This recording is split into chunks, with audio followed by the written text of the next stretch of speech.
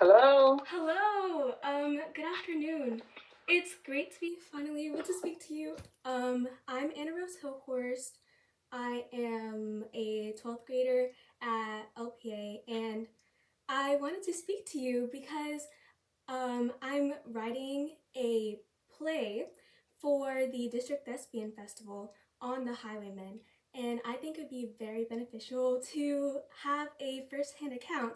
And it was just it was fate that Miss Forbes had a connection. Miss Forbes is my theater teacher through her aunt, who is also an artist, and a part of that artist community is still here in Fort Pierce. So it's nice to meet you. Yes. Could you talk a little louder for me, please? Is this better? That's much better. Yes. Okay. Okay.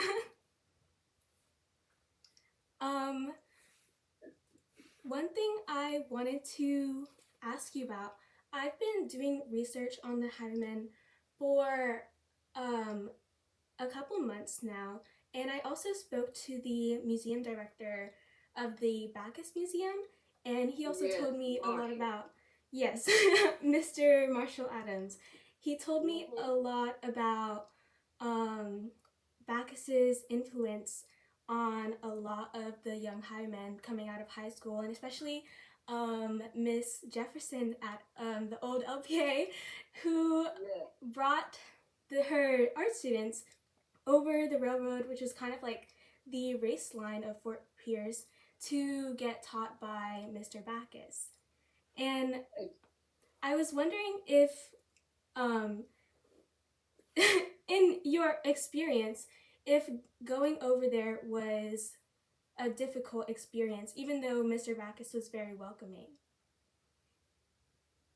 So I want to back up a little bit, and I'm going to because I moved to Fort Pierce in '59 from West Virginia. Mm-hmm. So and that's when I met Alfred, and Alfred was already taking classes from Mr. Backus. Now, Alfred told me that Mr. Backus came to Lincoln Park Academy. Oh, okay. I know that. Yeah, see, I know they have the story a different way, but I well, you know where Backus, Mr. Backus' house is, right? Yes. Okay. So now imagine a bus of students,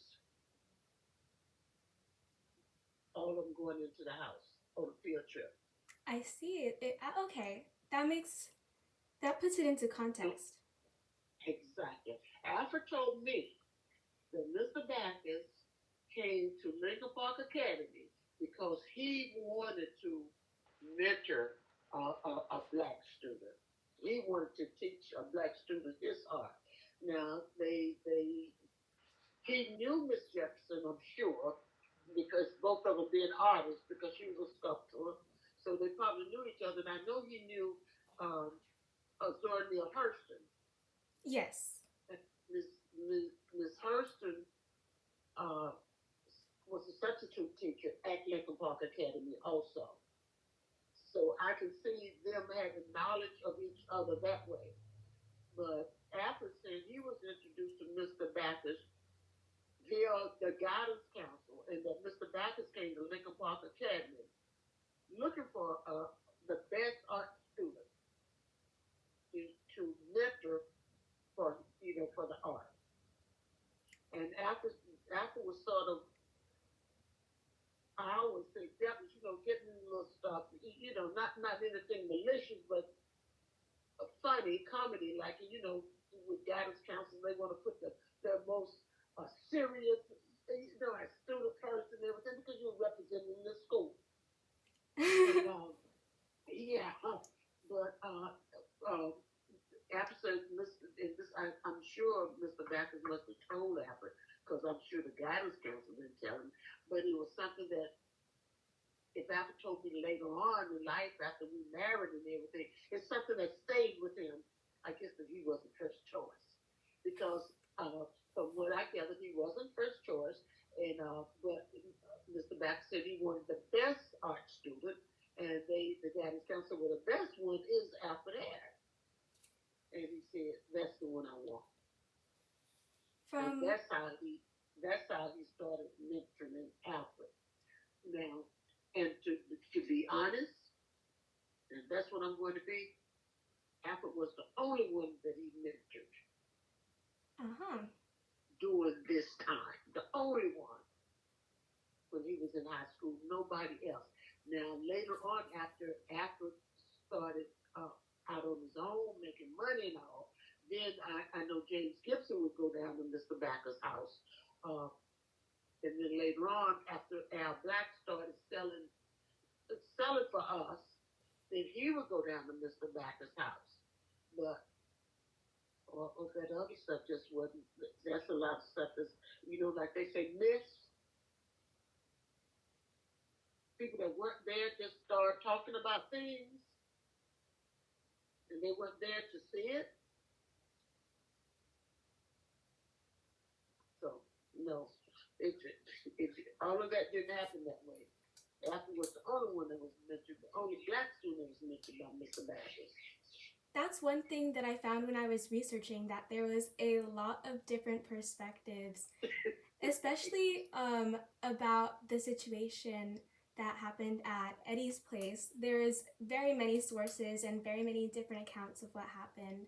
But that's why I think it's so important to be able to speak to you, to be able to represent it more accurately. Exactly. Because people that's talking about what happened weren't even there when Alfred was killed. Yeah. Because I know they were saying, I know they had some Al Black was there. He was there. No, he wasn't. He was not there. My brother Cornell wasn't there. He was normally always with Alfred, but he wasn't there because he had taken his girlfriend to the movies. I see. Normally he would have been with Alfred. On that day, would you say, like, I see a lot of sources like NPR or even the Highwaymen Museum online talking about how Alfred's death was kind of a catalyst for the Highwaymen, even though they weren't known as the Highwaymen then, to kind of disband and move away from doing art. But would you say that there was other things at play, or that was the main factor? Oh, I do think it was the main factor because Alfred employed about, I don't know, about six salespeople, over this. And remember, Alfred was only 29 years old when he was killed. Yeah. And he didn't finish high school until 61. And 9 years later, he was dead. So everything that he did, all the art was doing that small window. But we built our house in 65. And when we built this house, and he had more space to be more inclusive with people coming to the house. I see. And people would come and they would paint. And this was something that you could see, visible see that what the art purchased. You could see after had a car, a nice car, a nice house. So naturally, instead of going to the orange grove or to the tomato field, you want to what? Paint. Yeah. And that's how a lot of guys got into painting because they're trying to learn how to paint or trying to sell. Because some of them sold before they even tried to paint.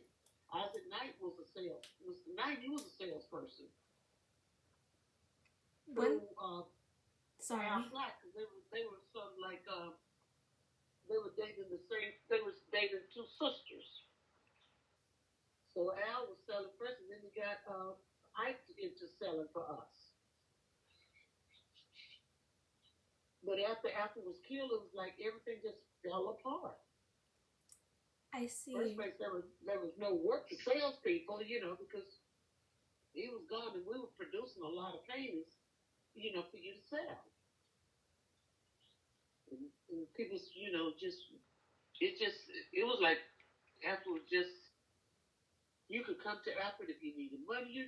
He was just a bigger than life person that you could depend on to help you if you needed help. Because I know one time after that, he brought somebody to the house and we had the utility room. And he told me, he said, well, I got somebody in the utility room. He had picked him up on the highway, and the guy had gotten out of prison. And I was saying, like, Alfred, we have these small children. Why would you bring somebody in? You don't know what this person did, but you know what? Alfred kept him here for like 2 days, taught the guy how to paint, gave him money, and he went on his way. That's one thing that I found very moving about the whole story is that a lot of opportunity was created for people who didn't have those opportunities normally, and painting was just like such a new like beginning for a lot of people's lives. Absolutely. Most definitely. You know, you probably was on this path and that art put you on another path that you could have hope because that's what that art would do would give you hope that somewhere somebody would buy your painting. And if you sold one painting for $25, you were going to the tomato field, it was $6. Yeah, So you could see just selling one painting would, would give somebody so much hope. yeah. There was a It, lot it, of it, local impact, and I think it brought together a lot of people who weren't painters themselves to find new yes, prospects in life. yes. It's just made you believe that you could be more than what you could see right in front of you. Because when you would create art and then you could see people appreciating it and wanting to purchase from you, you know, it gave you such a different perspective on your life, Yeah, on what you could be. that's why the whole story is just so inspiring, even though it ended so tragically. But I think today I was researching, and the original painters have kind of taught their children, taught their own students, and in that sense, the Highwaymen have not really fizzled out, or the movement is still alive. And not only that, it's not on their children. Everybody thinks. Yeah, Everybody thinks. And everybody wants to paint. If you look at around Fort Pierce, everybody's painting. yeah. The classes are art is such a big tourist attraction here, and it's such a, a feeling of like the art walk that they have in the first Friday. Maybe it's the third Friday of the month. I think it is. They have the art walk here, but art is such a major part of who we are. It really is. I see the abundance of murals, and one day I was walking around downtown Fort Pierce and I asked business owners when their paintings and murals were painted, and it was around like the 90s, 70s, but definitely after the Highway movement. And I think since then, Yes, looking around in the community, there's a lot of venues where art has just sprouted up like it's being very much cultivated in our city. and that's the truth because all these places downtown. It's we call this an artsy city because it's all about art here, and we want more of it. I think the Highman story is just so important when you're looking at celebrating Black history. And I think Alfred, especially, was such a pioneer in creating his own opportunities for himself, even when it was the 1960s in the Jim Crow South. Absolutely. And when I met Alfred, and I met Alfred June of '59, and I was out here on 25th Street, Colas Drive. It was a dirt road then, and my cousin had taken us out there. But the Alfred wanted to know he asked me if the blacks and whites went to school together. I'm like, who asked that? Who's even thinking about this? Because other guys want to try to go on a date. Here, this guy is trying to find out do black and white folks go to school together in West Virginia because he knew I had come from West Virginia and he had been just in Florida. So he wanted to know what it was like in another state. And I told him, we had segregated schools. We didn't go to school together. But that that and his eyes, he had the most intense, beautiful eyes, was what I guess gravitated me towards him. Because I went home and had a dream about him that same night. And then I said, who's this guy? Because I don't remember dreaming about a guy, but I had a dream about him. And that's because he was like so much more advanced in his thoughts.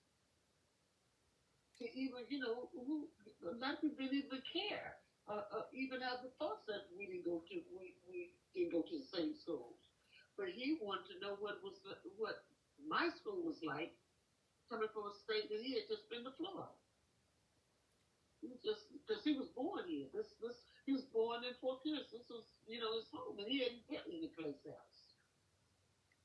I see, like, from what I've read and listened about him, he had such a captivating energy and he was so different from his peers. And he Yes. really had a vision for how he wanted to impact the world and leave his mark.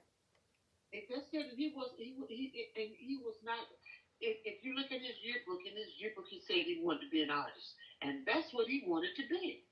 That's what he was determined to be because he finished high school at 61 and he started junior college and he said I can't do this everything. I want to be an artist and he quit. And hey, and I'm saying, well, if that's what you want to do, then that's what you have to do. You have to follow your heart, follow what you want for yourself, not what somebody else wants for you. I So think he that's quit just school and started selling, going on the road. so inspiring. And he never stopped because Alpha never worked for anybody, other than going to the field when he went to the field. But that's when he was in high school. But after he got out of high school, he never worked for anybody else. He only worked for himself. He was his own boss. He was an entrepreneur. Yes, he was. And he showed others how to be it. Did most of his peers at the time, like, their main primary source of a job would be in the fields? Yes. Yes. If you didn't go to college, you had to go to college. And if you didn't go to college, that was it for you. Because it was, and that's what saw people do.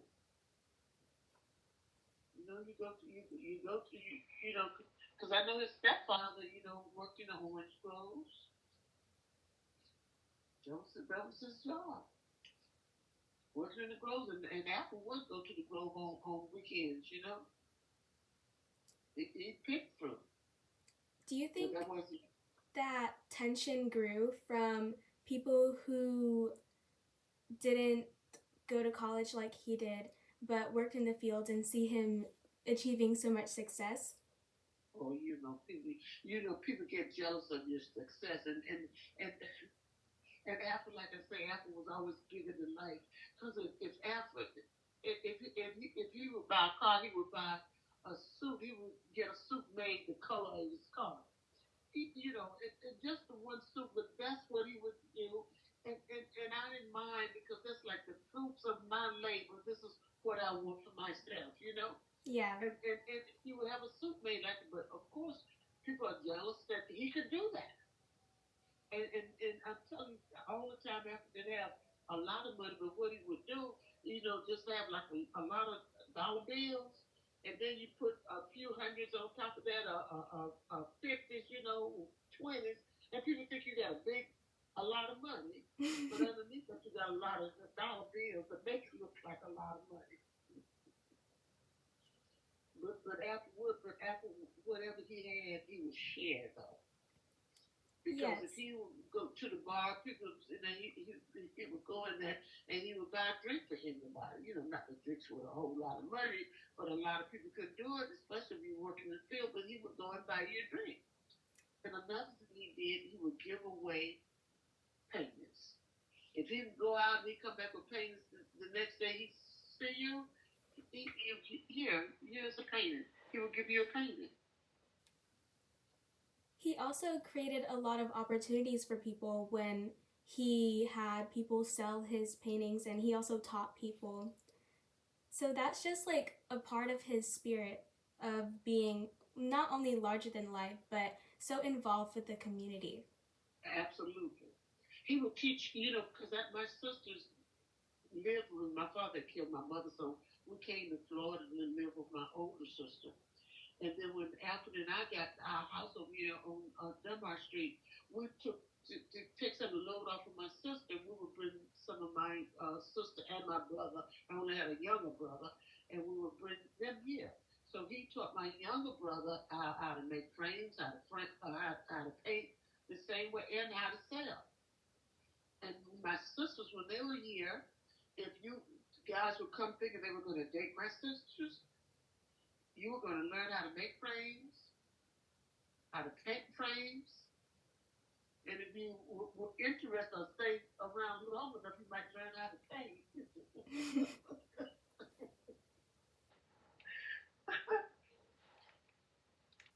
That's But it's really amazing what he's done. And I think it would be so important to have these stories told, especially since it's from our own community. But yes, unfortunately, like it's not really a story that's getting told. And I think it's really impactful and inspiring. And it's really a shame that more people don't know about it. exactly. They just, what they say, a prophet is never recognized at home. And I know when we have art shows, we do much better away from Fort Pierce than we do in Fort Pierce. That's just Because, sad. mm, It's it's unfortunate. a, yeah, and that's the way it is. I know Curtis Arnett, when he was saying he wants to, so they said, why don't you, when you open the museum, why don't you have a Highwaymen art show? And I want to, but then I already know they're not. They're not going to make the money they make other places because people just don't pay it. Yeah. You know, but he wants us because I'm gonna try to open the museum. I hope it's open by February the 10th. I would love that. But he wants to say, well, why don't you have like a prelude to the opening of the museum? Have a Highwoodman art show the week before we have the Highwoodman Festival, which we always have the third Saturday in February. And I'm thinking about it. I'm thinking, will that work? Will the people come? I think it would be good to invite the high schools because the district is really working on fostering the arts in Uh huh. our schools, and I think it's something that a lot of people don't get the opportunity to see but would really like to learn more about. Yeah. Well, I was thinking too when we open the museum, we can have now that way we can have field trips, where people can come and learn about the history of the highways. Because I definitely want to introduce that to the schools. Have the schools come on and bring their kids on field trips. I think that'd be so That's where they wonderful. can learn.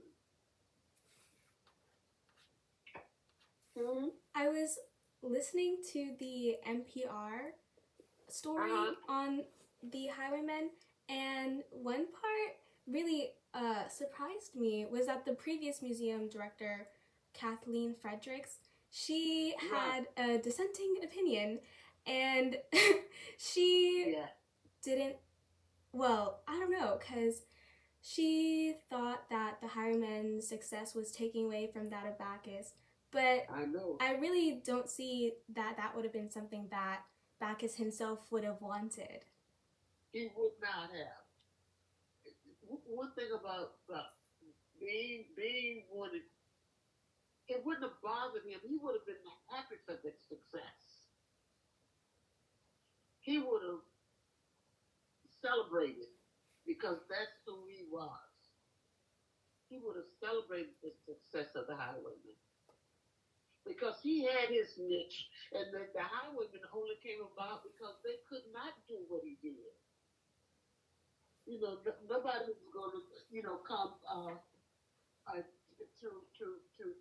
Well, they did come to our house for later on to buy art, but they Apple couldn't command the prices that Dean was commanding for his,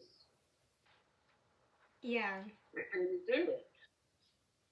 People would come and buy his work, but he couldn't command the prices, and he did have commissions, but that was because Apple forged this opportunity for himself. Yeah. He went out and searched, people out. I mean, if Bacchus would sell $100 painting, Alfred could make that in a day selling multiple paintings because it's a And market that's that what he he did. forged for himself. Because people, the normal person, couldn't afford $100 painting, but they could That's afford Alfred's prices. that's right. But I saw some people. I've talked to some people. I was over in Tampa last week, and I think it was this man said that his father knew the father wanted to buy a piece of Alfred's. It was like $25, but he didn't have the money to do it.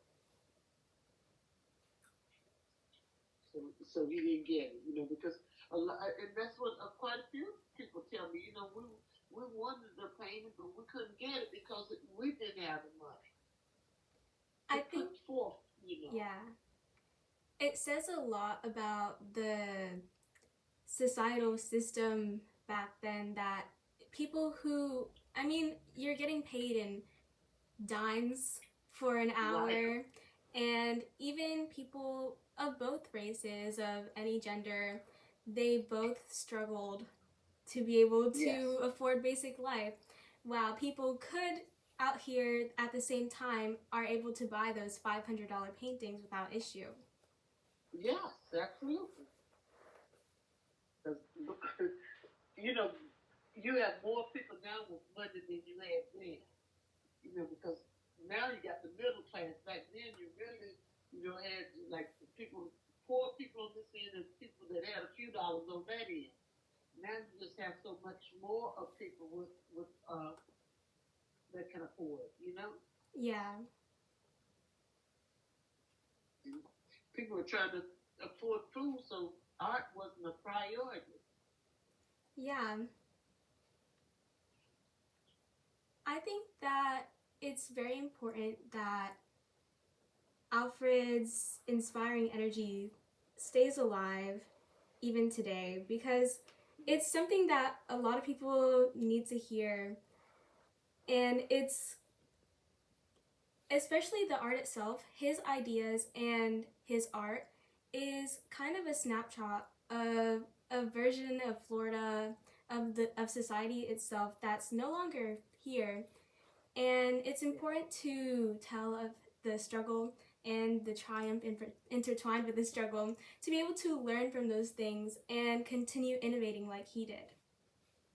Absolutely.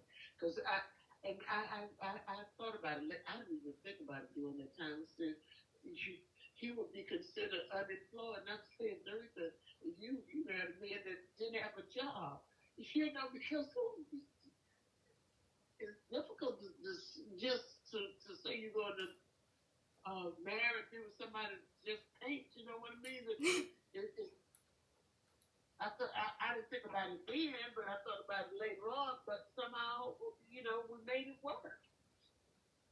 I think it's a very beautiful thing that art was a thing that helped people break the boxes that society put them in, even though, and art is just so a beautiful metaphor because it's really a person's soul that goes into the art, and it's And exemplify. It really just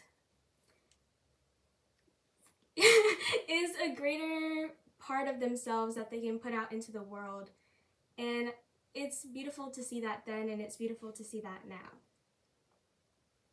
And that's it, because, like I said, Apple was the happiest painter. He was. He was just creating art would just make him so happy. He would get up like 3 o'clock in the morning, he painting.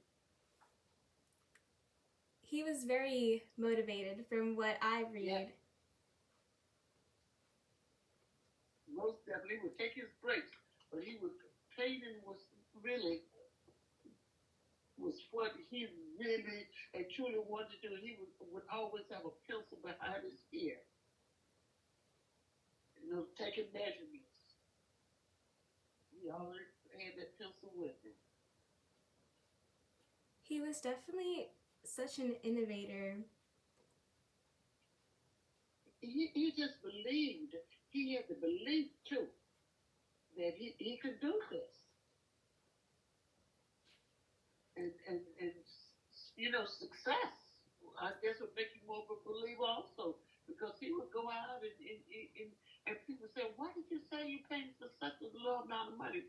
But I would say back then, man, if you made $100 a day, that was a lot of money. Yeah. If you made $75 a day, that's a lot of money. Especially with most people, because if you were a teacher, you weren't making that kind of money. No. And that's all, if you didn't own your own business in our area and you were a teacher and you were going to the fields. And in the field, people definitely weren't making that kind of money. So, that was the top of the line there. That really does put it into perspective for me. So after it kind of fell apart after Alfred's death, how did people continue? Well, people wouldn't find jobs. Because like I said, Curtis came, he's younger, of course, so he came along a little later. But, a lot of, but some of them continue to paint, and not sell like they did. Because I think, I know Harold Newton continued to paint, and I think his brothers continued to paint. Well, they were in school too during that time, so. But I think after they got out of school, they just continued with the painting. But it wasn't as, like ours was, we had all the salespeople that, they didn't have a job. I see.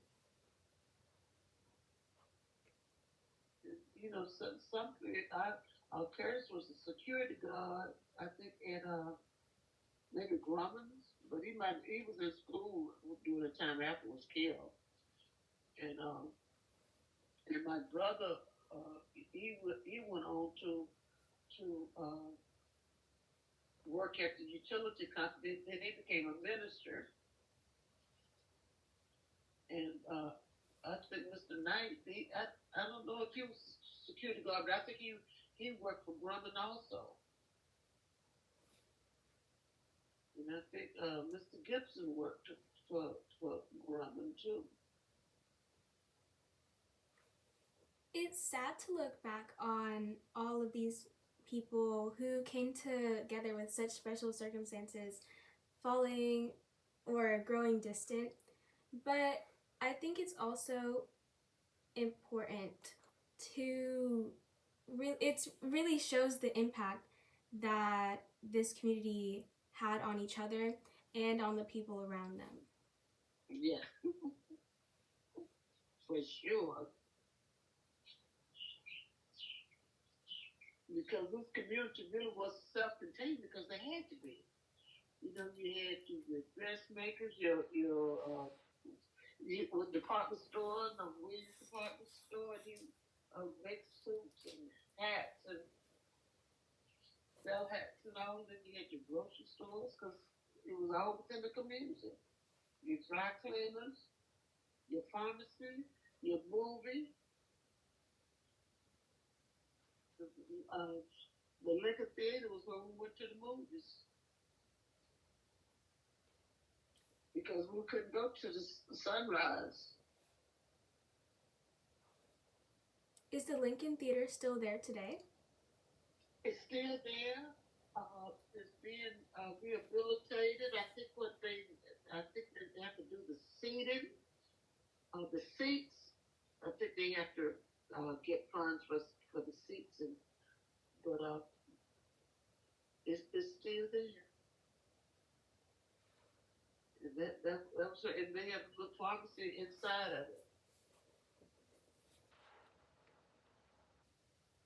What would you say the most important takeaway from the story as a whole is? The most important is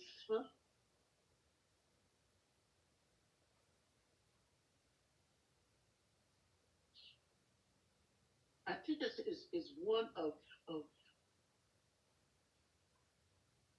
I don't know if I'm using the right word, of fortitude, uh, determination,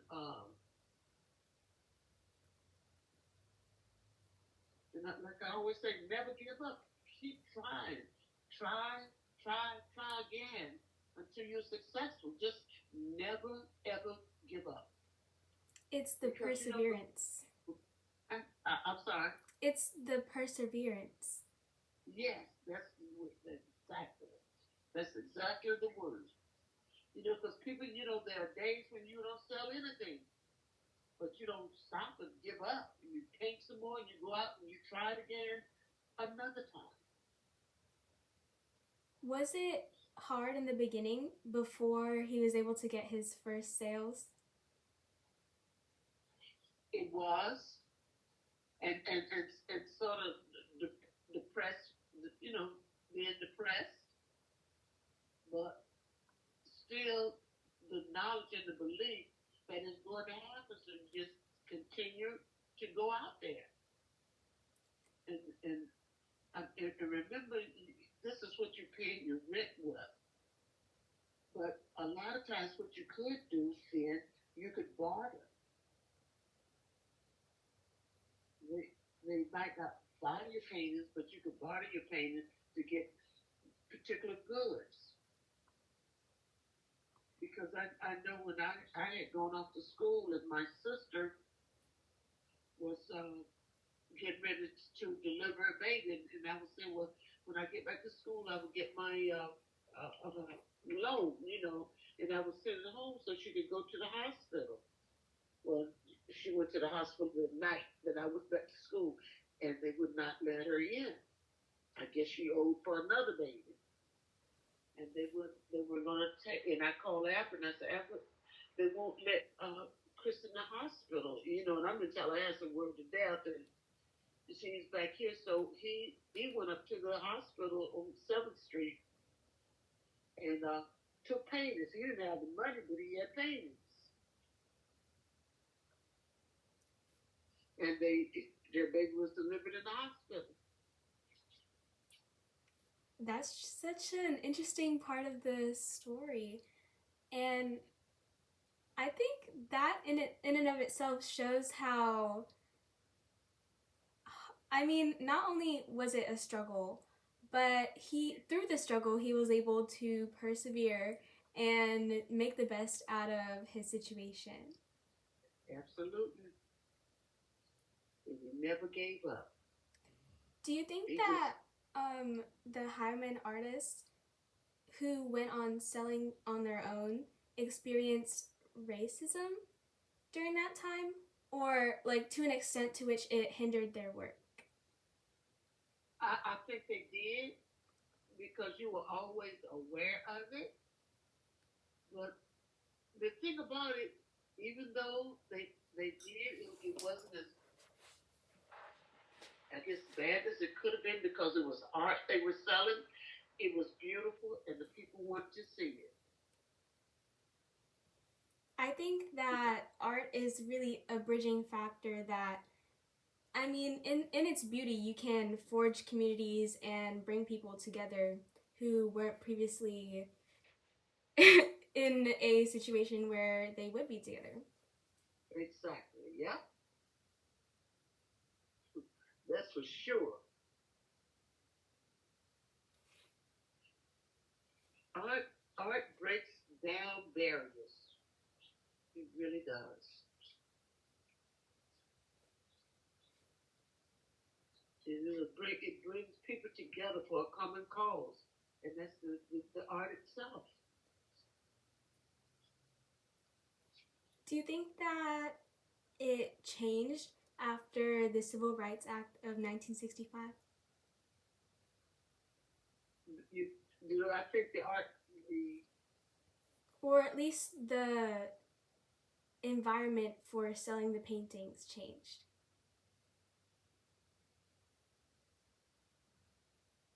hmm, let me think about that. I really don't think, no, I don't think anything changed because I'm thinking we did the same thing that we were doing before, going to businesses and asking them to buy the paintings. So it didn't change. But we still didn't have them in museums because that's why they called them the highwaymen because that's how they sold the art. Always. I think it might have been one person. I think Bucker. It was in Miami. I think he might have had like a art shop down there in Miami. I think maybe, but it didn't change for us because people came to our house, you know, before, and they were coming to the Lincoln Park area. So I don't think anything changed. The schools changed, you know, because with but even this was I'm trying to think in 1970 because this was after it was killed and I uh, started teaching at Garden City, and that was the first year that they integrated Garden City because it was an all black school, and they integrated in 1970.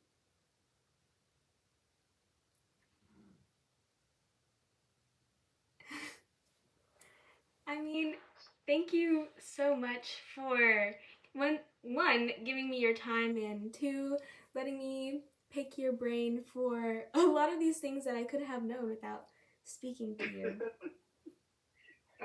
I'm just happy that we got a chance to to get together because they have my schedule so tight all the time. Because tomorrow I'm all booked up Tuesday too. So I said, and I know you said I need to get it in me, and I'm saying I got to get this done. I got to find some time to make sure you get this done. Thank you so much.